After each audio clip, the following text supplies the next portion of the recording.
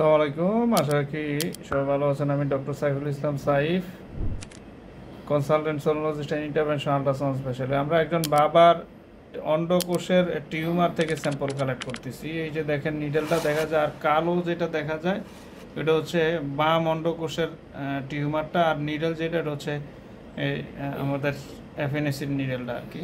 আচ্ছা, আমি একটু হাত দিয়ে দেখাচ্ছি। এটা হচ্ছে অন্ডকোষটা, পুরোটা অন্ডকোষ, বাম অন্ডকোষ। আমরা বয়স কত বাবা? 65-60।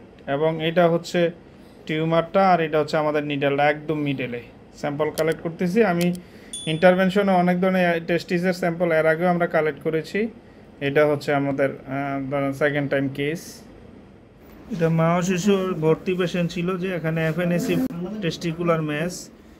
আমি এটা আলট্রাসোনোগ্রাম করেছিলাম, যে হাইপোকিক সলিড ম্যাস ইন ল্যাব টেস্টিস, এবং এটা ছিল ম্যাসটা যেটা থেকে আমরা স্যাম্পল কালেক্ট করলাম।